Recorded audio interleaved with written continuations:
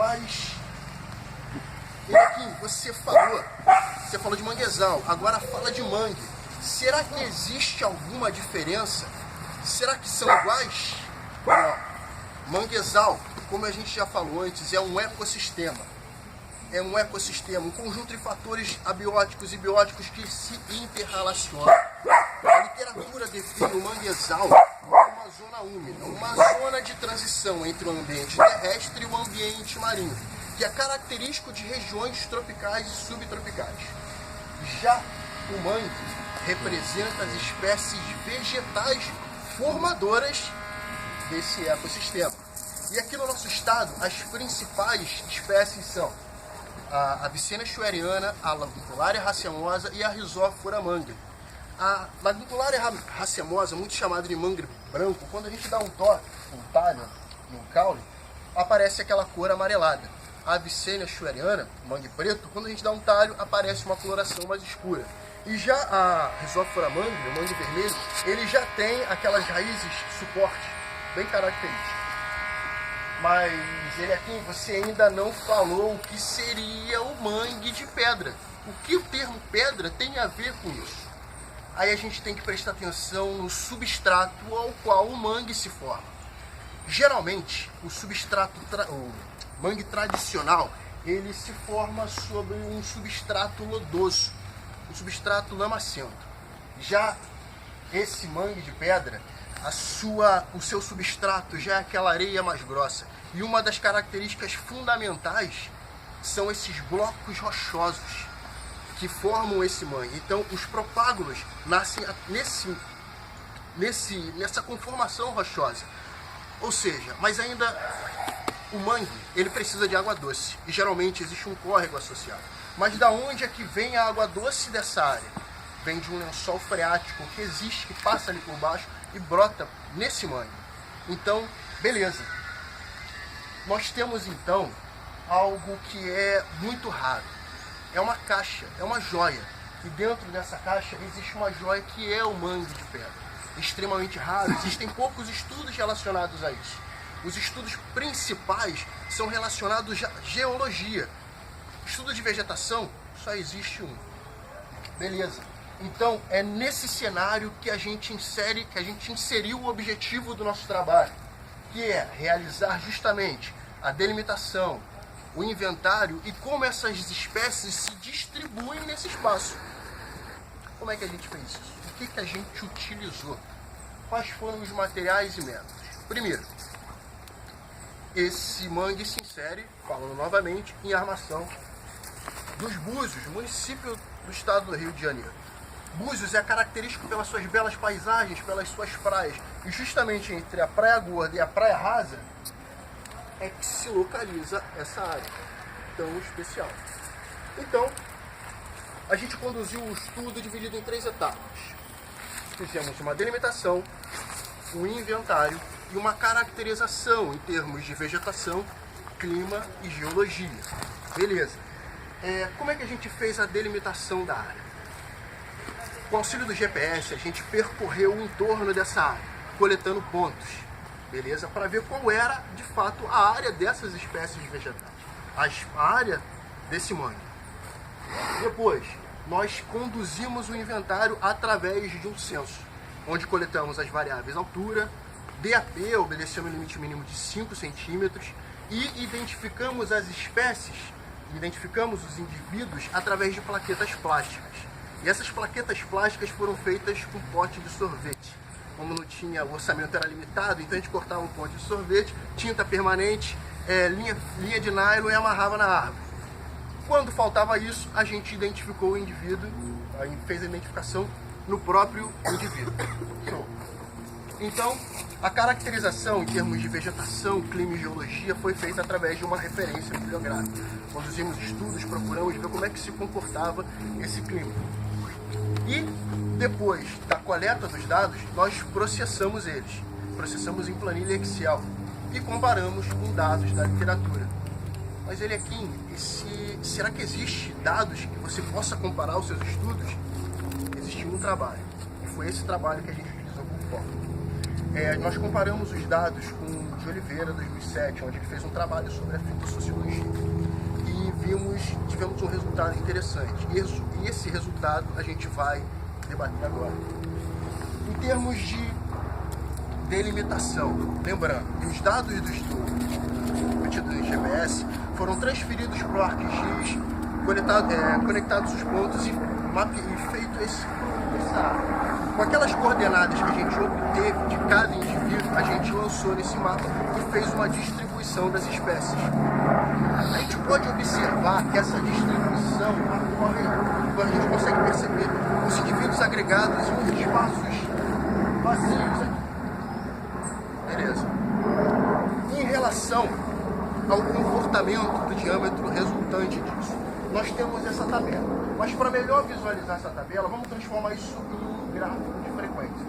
E a gente tem esse gráfico, onde correlaciona o número de indivíduos e a classe de diâmetro. E a gente pode perceber que a quantidade de indivíduos, a maior quantidade de indivíduos, que esse gráfico primeiro, ele tem um padrão de J invertida. E que a maior quantidade de indivíduos insere-se na primeira classe, com 84 indivíduos, que são cerca de 36,84% de todos eles. Em relação à altura, com a mesma coisa, para ficar mais fácil de se visualizar, a maior quantidade de indivíduos ficou na classe entre 4 e 6. Lembrando que o limite superior foi de 15 metros, o indivíduo mais alto que tinha naquela região. Para fins de comparação, lembrando um pouco dos materiais e métodos, a gente fez uma... Oliveira, ele fez uma diferença de classe de 5 centímetros, de 2,5. Então a gente alterou para ficar 2,5 também e manter a mesma proporção, para a gente poder comparar os dados. E aí a gente tem um resultado interessante. Por quê? Nesse trabalho, ele estimou 1487 e eu achei 228. Ué, muita diferença. Minha área basal foi 3,6, enquanto que a dele foi de 8,5. Então, vamos trabalhar um pouco nessa ideia. A gente sabe que o inventário florestal, ele trata de obter informações dos povoamentos florestais, de modo que a gente possa caracterizá-los, tanto de um ponto qualitativo, quantitativo e dinâmico. Beleza. E existem diversas classificações. E uma das classificações é quanto à coleta de dados. Você pode coletar todos os dados, fazendo censo, ou a amostragem. O censo, como você faz a enumeração de todos os indivíduos, a gente obtém um valor paramétrico da população, um valor real, já que você mediu todos os indivíduos. É um processo exaustivo e demora, e muito caro. Por isso que a maioria das vezes a gente utiliza um processo de amostragem quando a população é muito grande, porque senão gastaria-se tempo e gastaria-se muito dinheiro. Para a gente ter uma amostragem eficiente, a gente tem que ter uma amostra representativa, ou seja, um conjunto de dados que tenha similaridade, que pareça com a população, porque a partir desses dados a gente consegue extrapolar para toda a população. Então, essa amostragem tem que ser feita de modo que represente, que seja representativa. O que a gente pode observar é que o trabalho de Oliveira foi conduzido através de uma amostragem. Era uma área pequena, cerca de 1 hectare. E o que acontece? Nesse contexto, ele estimou 1.487 indivíduos. E como é que a gente pode chegar a isso? Por causa dessa aqui, essa classe aqui. Ele estimou que a maior quantidade de indivíduos estaria nessa classe aqui. Beleza. A gente está falando de valores paramétricos. Então, ocorreu uma diferença muito grande. Então, talvez ele tenha alocado as suas parcelas em locais que tivessem mais área, mais árvores. Então, o resultado dele, na hora que ele extrapolou para isso, acabou superestimando os valores. Então, é por isso que o resultado foi 1.487. 1.487 indivíduos, ou seja, um erro de amostragem. E essa convicção que eu tenho é pelo fato que eu trabalhei com o censo, nós trabalhamos com o censo. E como trabalhamos com o censo, nós obtivemos os valores verdadeiros. Qual é a recomendação? É sugerido que diante disso, a gente faça mais estudos de monitoramento, de 6 em 6 meses, para que a gente realmente cheque qual é a dinâmica desse mangue. Porque é um intervalo de 13 anos entre esses dois estudos. Só que não existe, talvez, um evento de tamanho, a não ser se aconteça uma catástrofe muito grande, que faça com que uma população de 1.487, em torno de 1.000, reduza-se para 228.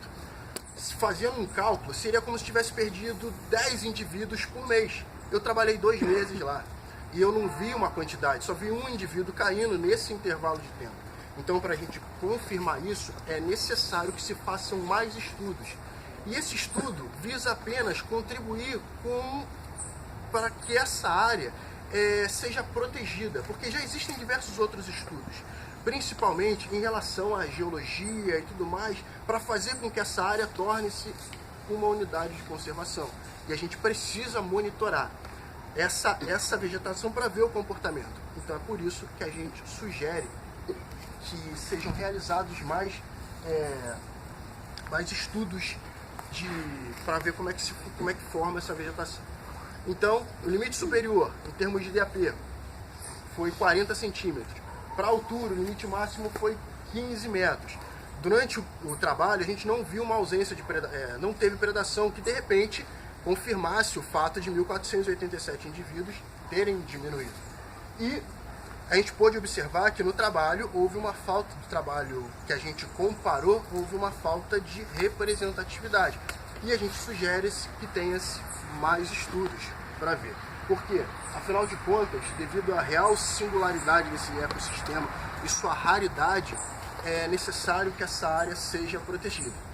Então, em primeiro lugar, eu quero agradecer a todos vocês pela presença. Minha mãe e minha avó, é claro. Pô, essa parte é muito complicada.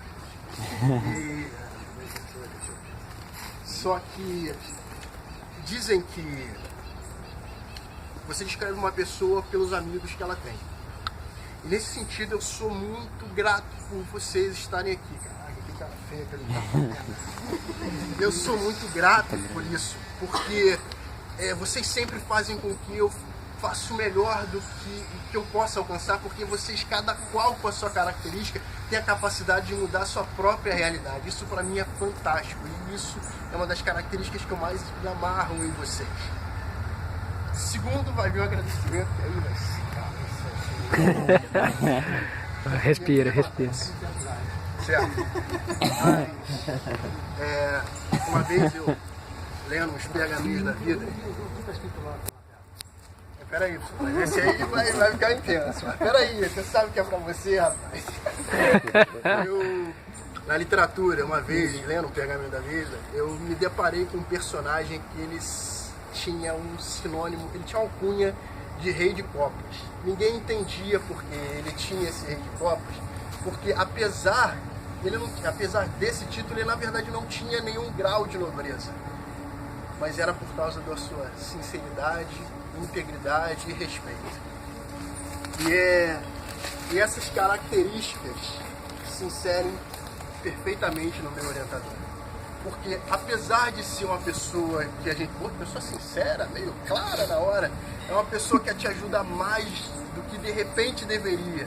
A gente já cansou de ficar várias, e não só a mim, vários outros orientados e ajudantes. É uma pessoa que tem uma ética profissional que até eu me admirei, porque às vezes a gente comenta os assuntos e ele sempre impassível e tentando defender as pessoas. Por isso, professor, por todos esses ensinamentos, eu agradeço muito. Muito obrigado, professor. Boa noite.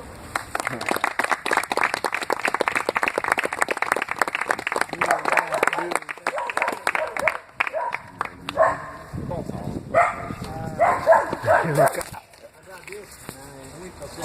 Aliás, não foi uma apresentação, foi uma performance. Com um pad, né, professor? Com um pad aqui. E se ainda tiver um aluno assim igual a você, essa performance toda, aí que eu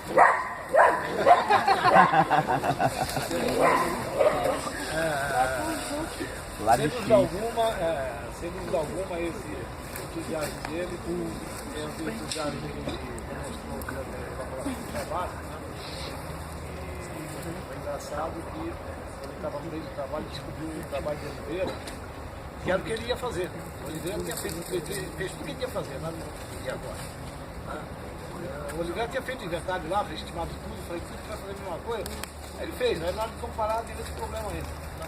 Essa questão aí, realmente o Oliveira, por ser biólogo, né, não conhecer muitas questões da amostragem, acabou sendo fora do perigo. Né? Mas tudo bem. Isso compete a nossa sociedade da banca, que vai avaliar também, a qual eu convido para iniciar a avaliação da apresentação do trabalho do diagnóstico Francisco de Barros Cavalcante, para fazer a sua Obrigado.